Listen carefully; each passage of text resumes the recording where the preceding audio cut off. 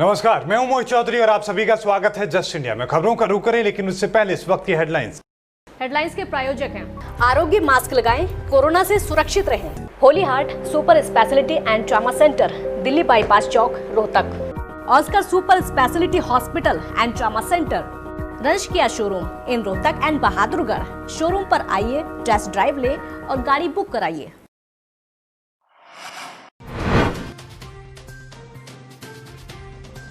भारत चीन स्थिति पर चर्चा के लिए प्रधानमंत्री नरेंद्र मोदी ने 19 जून को बुलाई सर्वदलीय वर्चुअल बैठक। तनाव को लेकर होगी सभी पार्टियों से चर्चा।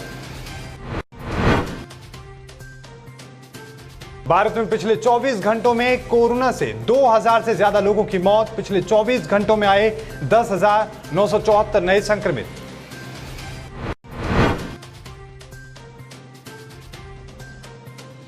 उत्तर प्रदेश में पिछले 24 घंटों में सामने आए कोरोना के 516 नए केस। पिछले 24 घंटों में कोरोना ने ली प्रदेश में 18 लोगों की जान।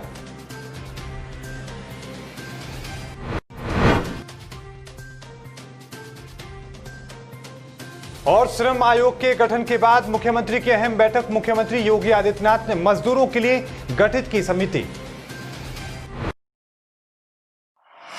और अब खबरों का रुख करें, लेकिन उससे पहले इस वक्त की बड़ी खबर आपको बता दें कि बहराइच से आ रही है। कोरोना वायरस को लेकर इस वक्त की बड़ी खबर बहराइच से। इस वक्त की सबसे बड़ी खबर बहराइच में, जहां पर 2 और कोरोना पॉजिटिव मामले सामने आए हैं। अब तक बहराइच में सामने आ चुके हैं 111 मामले। एक कोरोना पॉजिटिव मरीज की मौत भी हो चुकी है। इस वक्त की बड़ी और अहम खबर आपकी टीवी स्क्रीन पर बहराइच से, जहां पर 2 कोरोना के और मामले सामने आए हैं। लगातार जो आंकड़े हैं वो बढ़ते नजर आ रहे हैं। 11 अब तक बहराइच में मामले सामने आ चुके हैं और इसी में से एक शख्स की कोरोना वायरस के चलते मौत भी हो चुकी है। प्रशासन में लगातार हड़कंप का माहौल है। सभी लोगों को लगातार निर्देश दिए जा रहे हैं कि वो लोग सावधानी रखें, बिल्कुल भी बिना वजह घर से बाहर ना निकलें, कहीं पर भी भीड़ इकट्ठी ना होने दें। लगातार जो आंकड़े हैं बावजूद इसके बढ़ते नजर आ रहे हैं। इस बीच बहराइच से ये बड़ी और महत्वपूर्ण खबर आपकी टीवी स्क्रीन पर जस्ट इंडिया आप तक पहुंचा रहा है। आपको बता दें कि 2 और मामले बहराइच में कोरोना पॉजिटिव सामने आए हैं। भारत चीन तनाव को लेकर प्रधानमंत्री नरेंद्र मोदी ने 19 जून को शाम 5 बजे सर्वदलीय बैठक बुलाई है। यह बैठक वीडियो कॉन्फ्रेंसिंग के माध्यम से होगी।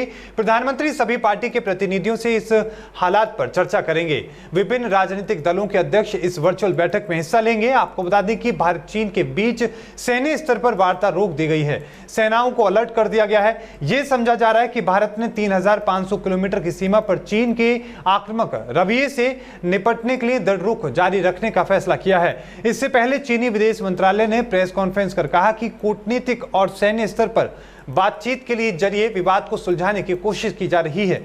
चीनी विदेश मंत्रालय के प्रवक्ता झाओ लिजियन ने कहा कि हम कूटनीतिक और मिलिट्री चैनल के जरिए संवाद कर रहे हैं। इस मामले में सही और गलत बिल्कुल साफ है। यह घटना वास्तविक नियंत्रण रेखा के चीन की तरफ हुई है और इसके लिए चीन को दोष नहीं देना चाहिए। चीन की तरफ से हम और अधिक झड़प नहीं देखना चाहते।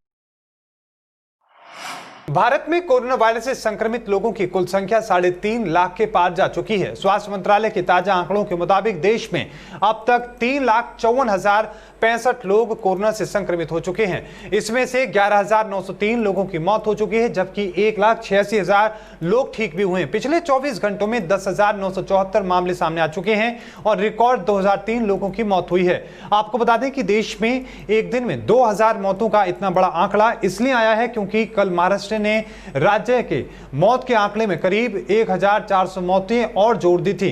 पहली बार देश में एक दिन में सबसे ज्यादा मौत भारत में दर्ज की गई है। वहीं कोरोना संक्रमितों की संख्या के हिसाब से भारत दुनिया का 4था सबसे प्रभावी देश बन चुका है। उत्तर प्रदेश में बीते 24 घंटों में कोरोना वायरस की जांच के लिए 13,645 नमूनों की जांच की गई और इनमें से 516 की रिपोर्ट पॉजिटिव आई है। 13,129 की रिपोर्ट नेगेटिव आई है, यानी कि इनमें से कोरोना वायरस नहीं है। अभी तक पूरे प्रदेश में 14,598 मरीज संक्रमित पाए जा चुके हैं। वहीं 18 और लोगों की मौत हुई है। अब तक कुल 435 लोग दम तोड़ चुके हैं। दूसरी ओर इसमें से 8,904 रोगी ठीक भी हो चुके हैं, यानी कि 16 और 61% मरीज स्वस्थ हुए हैं। अब राज्य में एक्टिव केस 5,259 हैं। KGMU में भर्ती कोरोना पॉजिटिव बुजुर्ग की बुधवार सुबह मौत हो गई। उन्हें डायबिटीज फेफड़े की बीमारी थी। कोरोना की चपेट में आने पर स्थिति बिगड़ गई। वेंटिलेटर पर इलाज चला मगर उन्हें बचाया नहीं जा सका। उत्तर प्रदेश कामगार और श्रमिक आयोग के गठन का फैसला कैबिनेट बैठक में करने के बाद मुख्यमंत्री योगी आदित्यनाथ ने नवगठित आयोग की पहली बैठक बुलाई। बैठक में मुख्यमंत्री योगी आदित्यनाथ ने वित्त मंत्री सुरेश कुमार खन्ना की अगुवाई में समिति का गठन करने के निर्देश दिए हैं, जो जल्द ही कामगारों को, श्रमिकों को सामाजिक और आर्थिक सुरक्षा मुहैया कराने के बारे में सुझाव देगी। मुख्यमंत्री योगी आदित्यनाथ ने अपने सरकारी आवास पर बुलाई गई इस बैठक की अगुवाई की और साथ में आयोग का गठन कामगारों और मजदूरों के लिए विभिन्न क्षेत्रों में ज्यादा से ज्यादा रोजगार के अवसर पैदा करने के लिए कहा, जिससे उन्हें काफी योग्यता और क्षमता के अनुरूप काम मिल सके। उन्होंने ये भी कहा कि आयोग की बैठक हर महीने होगी। आयोग की राज्य स्तरीय कार्यकारी परिषद की बैठक हर 15 दिन में और जिला स्तरीय समिति की बैठक हर हफ्ते होगी। आयोग के इस त्रिस्तरीय ढांचे में उन्होंने हर स्तर पर नियमित मॉनिटरिंग पर जोर दिया है। उन्होंने कहा कि इसके जरिए ही हम आयोग के उद्देश्य की पूर्ति कर सकेंगे। जनपद जालौन में गौशालाओं में गौवंशों की दुर्दशा की शिकायतों को लेकर अब खासा सरकार गंभीर नजर आ रही है। आपको बताएं कि गौ आयोग के सदस्य कृष्ण कुमार सिंह ने जिले की गौशालाओं का निरीक्षण किया है। पिछले कुछ दिनों से गौशालाओं में अव्यवस्थाओं के कारण गौवंशों की दुर्दशा और मौत की शिकायतों को गंभीरता से लेते हुए जनपद का दौरा किया गया है। मामले में गौ सेवा आयोग के सदस्य ने सर्किट हाउस उरई में जिला के आला अधिकारियों के साथ चर्चा भी की। उसके बाद जनपद के माधोगढ़ थाना क्षेत्र के ग्राम डिकौली की गौशाला का निरीक्षण किया। आपको बता दें कि कुछ दिन पहले इसी गौशाला में संदिग्ध हालात में गायों की मौत को लेकर राजनीति होती नजर आई थी। निरीक्षण किया, आम जनमानस से भी पूछताछ की, त्रुटियां मिली हैं, लेकिन उसका एक संवैधानिक दायरा होता है कार्य करने का और दंडित करने का।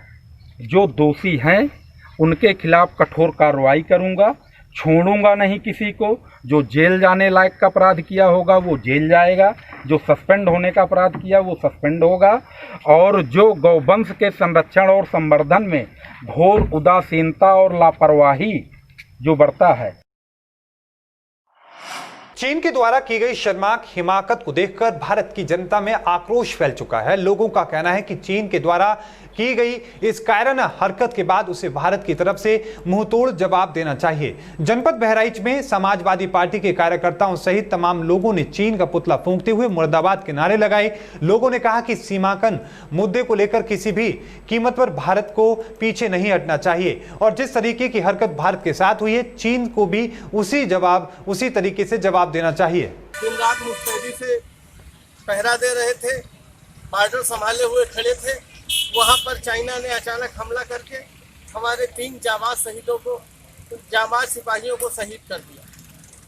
चीन की इतनी हिम्मत हो गई कि वो भारत पर हमला करने, इसलिए हम लोगों ने सरकार के कानों में आवाज पहुंचे, सरकार इसका बदला दे और सरकार चुन चुन करके इसका हिसाब ले।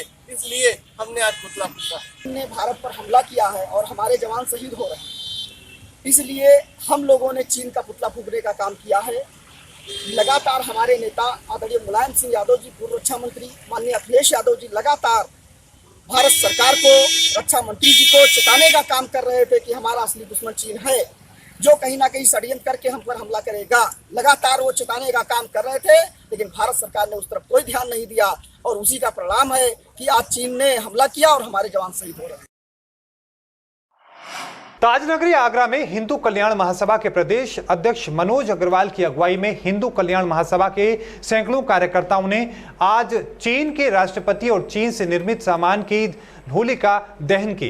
हिंदू कल्याण महासभा के प्रदेश अध्यक्ष ने कहा कि पूर्वी लद्दाख के गलवान घाटी में भारत चीन सीमा पर चीन द्वारा भारतीय सैनिकों पर धोखे से हमला कर दिया गया, जिसमें हमारे भारत के 20 सैनिक शहीद हो गए। इसके विरोध में हिंदू कल्याण महासभा आज चीन के राष्ट्रपति का पुतला और चीन से निर्मित सामान का भी दहन करके पुरजोर विरोध कर रही है। वहीं इससे पूर्व भी चीन में 5 मई को LAC पर उल्लंघन किया गया था, जिसका जवाब भारतीय सेना ने दिया था। वहीं सन 1962 के युद्ध में भी चीन ने हिंदी चीनी भाई भाई का नारा देकर धोखे से भारत पर हमला किया था। मैं मनोज अग्रवाल, हिंदू कल्याण महासभा से प्रदेश अध्यक्ष। आज जो एक कार्यक्रम किया है आज ये दुख की घड़ी है। हमारे 20 जवान जो चाइना ने धोखेबाजी के अंदर कहीं तो वो दोस्ती का हाथ बढ़ाकर कहीं मीटिंगें कर रहा है, एक तरफ वो हमारे लद्दाख से लेकर हर बॉर्डर में हमारे सैनिकों को तंग कर रहा है और कहीं ना कहीं धोखा देकर उनको मार रहा है। कल हमारे जो 20 जवान उन्होंने शहीद कर दिया, हमारे कर्नल जो शहीद हुए हैं, आज उनकी शहादत पे भारत का जन जन चुप नहीं रहेगा। आज चाइना की 20% आर्थिक स्थिति भारत में निर्भर है। हम अपनी इस भारत सरकार से एक आदेश और एक अनुमति चाहते हैं कि वह हमें अनुमति दे तो हमारा हर सिपाही हिंदू कल्याण महासभा की बल्कि भारत का हर सिपाही मानव बम बन के चाइना पर गिरना चाहता है और उनको अपनी जो 20 सैनिक शहादत की है उनका बदला लेना चाहते हैं।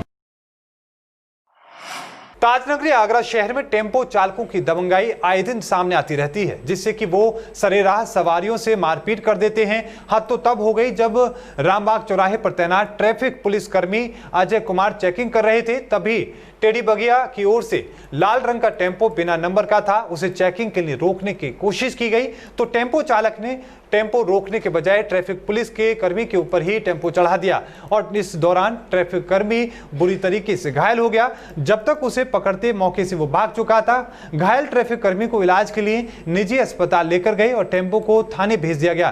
ट्रैफिक कर्मी अजय ने बताया कि लॉकडाउन के चलते सख्त आदेश हैं, उसी का पालन करने के लिए मुस्तैदी से ड्यूटी कर रहे हैं, लेकिन बिना नंबर और बिना परमिट के अवैध टेम्पो की मनमानी और उनके रवैये से पुलिसकर्मी परेशान हैं। मामला ये लाल गाड़ी थी, यहाँ पे मैंने इसे रोका, गाड़ी में बैठा तो इसने इतनी बुरी तरह से भगाई जिसमें मेरे हाथ पे भी चोट लगी है और बार बार मरने से बच गया। रॉन्ग साइड ले गया, गाड़ियों के अंदर घुसेड़ दी, उसमें तो एक आदमी की और भी चोट लगी है। लेकिन देहात परमिट है ये और नगर निगम अब इस पर ना तो कोई नंबर है ना इसका कोई पेपर है, ड्राइवर भी कूद के भाग गया। अब इसका चेसिस नंबर जो भी है इसे जांच की जाएगी। Holy Heart Super Speciality and Trauma Center. Modern healthcare facilities include cardiology and cardiothoracic surgeries, joint replacements, post-injury and trauma surgeries, orthopedic, laparoscopic and bariatric surgery, pulmonology, general medicine, gynecology, radiology, gastroenterology, nephrology. For more details, please contact Delhi Bypass Chowk, Vininagar, Rohtak. Our helpline 9306722176. इस bulletin में अभी के लिए इतना ही। देखते रहिए just India. मुझे दीजिए इजाजत। धन्यवाद।